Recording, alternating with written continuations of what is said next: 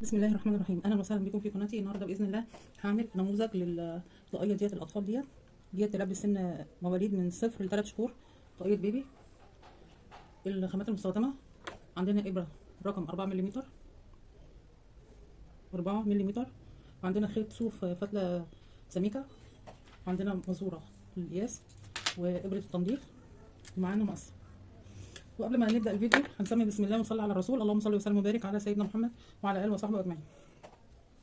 عشان نعمل مقاس البيبي او المواليد من سن 0 ل 3 شهور ناخد اول مقاس اللي هو محيط او دوران الراس. احنا هننفذ الطاقيه من الجبهه، محيط الجبهه او محيط دوران الراس، وهنطلع بيها كده لفوق. تمام.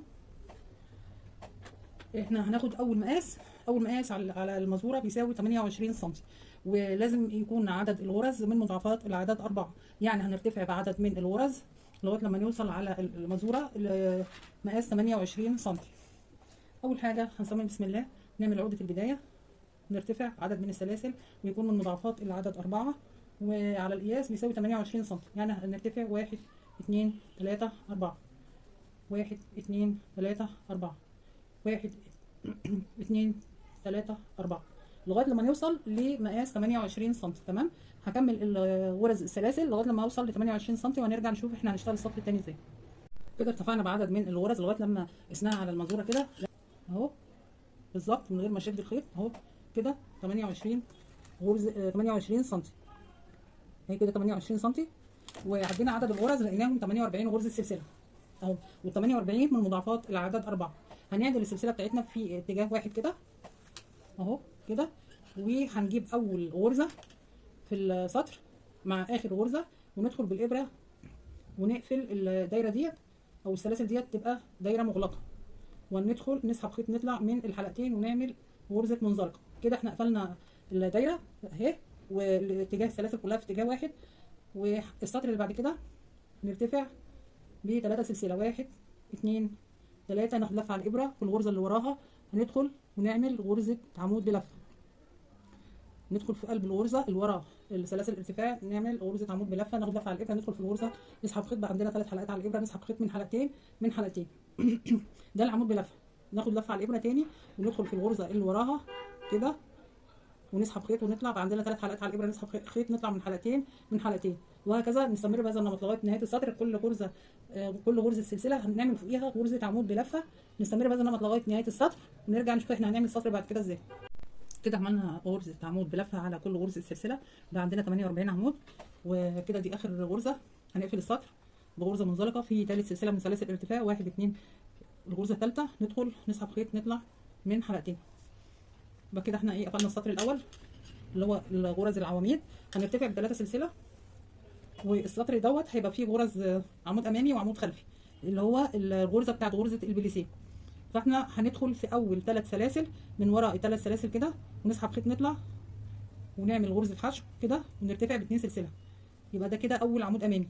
العمود اللي وراه عمود خلفي كده، العمود اللي وراه عمود امامي. ندخل بالابره من ورا العمود ونسحب خيط نطلع. وعندنا 3 حلقات على الابره، نسحب خيط من حلقتين ناخد لفه على الابره. العمود اللي وراه عمود خلفي، نزق العمود لورا كده، ندخل من ورا العمود نسحب خيط نطلع. الغرزه اللي وراها عمود امامي. يبقى كل السطر هنعمله عمود امامي عمود خلفي اللي هي غرزه البليسيه.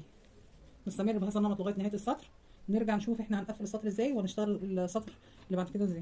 كده احنا خلصنا السطر. في بدايه السطر احنا ابتدينا بعمود امامي وهننتهي بعمود خلفي. تمام كده. الغرزه اللي قبل الاخيره عمود امامي، اخر غرزه عمود خلفي. يبقى كده احنا خلصنا السطر. ابتدينا بعمود امامي وانتهينا بعمود خلفي. ندخل في الغرزه الثالثه من سلاسل الارتفاع، نسحب خيط نطلع ونعمل منزلقه كده. احنا يبقى احنا كده قفلنا السطر. نعمل برده السطر اللي جاي غرز عمود امامي وعمود خلفي. فبندخل في سلاسل الارتفاع اللي هي ديت، ومن وراء السلاسل ونحسبها باول عمود، ونطلع كده ونعمل غرزه حشو، وبعدين نطلع ب2 غرزه سلسله. ده كده اول عمود امامي. ندخل في الغرزه اللي وراها نعمل عمود خلفي، غرزه البليسيه ديت او الجزء ده اللي هيبقى على جبهه الطفل. وبعدين بعد السطر ده ان شاء الله هنعمل الغرزه بتاعتنا. الغرزه اللي جايه اللي عليها دور عمود امامي اللي وراها عمود خلفي. فوق العمود الامامي عمود امامي، فوق العمود الخلفي عمود خلفي، ونستمر بهذا النمط لغايه نهايه السطر. وهنرجع نشوف السطر اللي بعد كده اللي هو سطر الغرز هنعمله ازاي. تمام كده احنا خلصنا الجزء اللي هو في الجبهه. هنبتدي في الغرزه. تمام بس طبعا بيختلف الموديل ده عن الموديل ده عشان سمك الخيط. الطاقيه الخضراء ديت كان خيط رفيع، لكن هنا في الطاقيه اللبني دي الخيط سميك نوعا ما. تمام احنا هنعمل الغرزه ديت السطر اللي جاي هنعمل الغرزه ديت عباره عن 2 عمود امامي 2 عمود خلفي 2 عمود امامي 2 عمود خلفي. نبتدي السطر بتاع الغرز. نعمل اول عمود امامي نرتفع ب2 سلسله، واللي وراه عمود امامي 2 خلفي. نستمر 2 امامي 2 خلفي جنب بعض. امامي الغرزه اللي وراها عمود امامي، الغرزه اللي وراها عمود خلفي عمود خلفي 2 امامي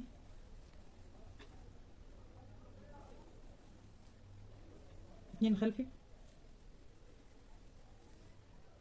نستمر بهذا النمط لغايه نهايه السطر. 2 عمود امامي جنب بعض 2 عمود خلفي جنب بعض.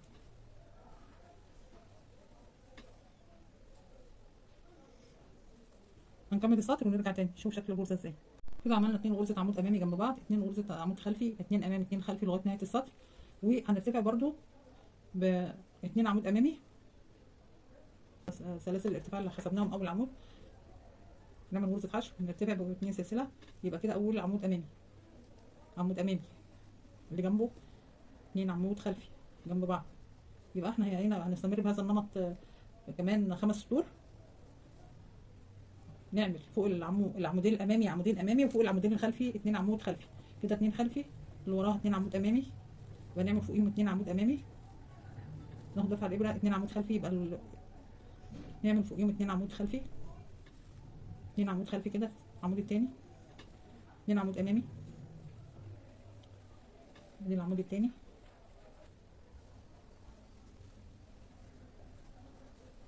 هنستمر بهذا النمط لغايه نهايه السطر ونرتفع ب5 سطور.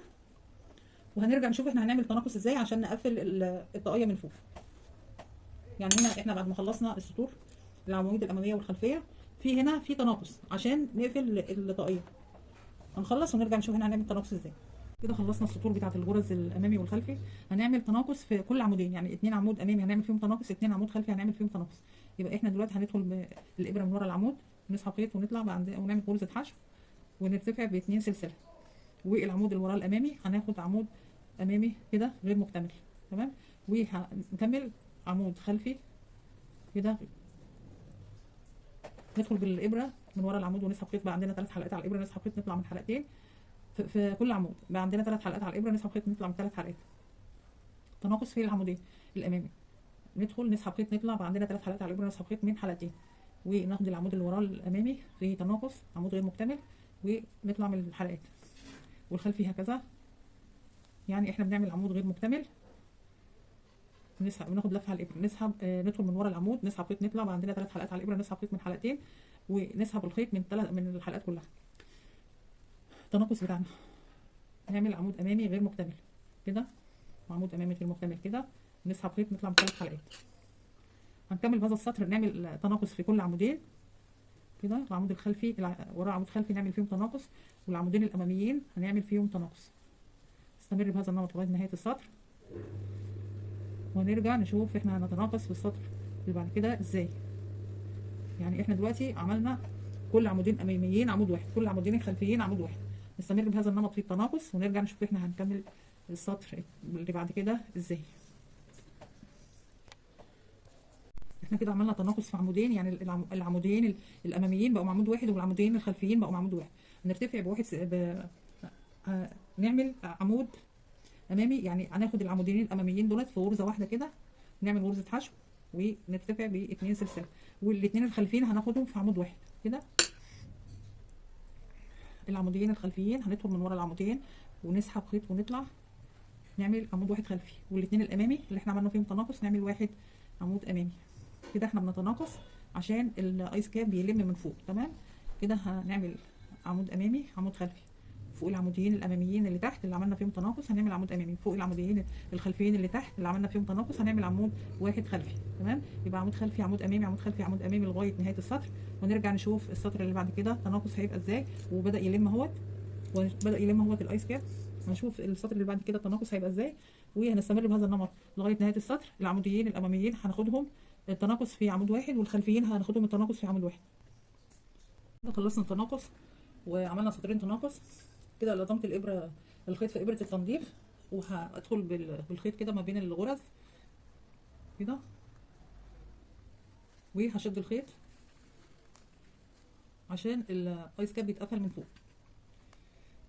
امرر كده الخيط بابره التنظيف ما بين الغرز كده، وشد الخيط كده. بعد ما خلصت الايس كاب وقفلت الجزء اللي فوق اهو بطريقه نظيفه بابره التنظيف اهو. خلص الموديل بتاعنا، ايس كاب اطفال من سن يوم لسن 3 شهور. ارجو لو عجبكم الفيديو وجربتوه تقولوا لي رايكم في الكومنتات، وارجو تدعموني تشتركوا في القناه. بخير والى اللقاء في فيديو اخر باذن الله. السلام عليكم ورحمه الله وبركاته.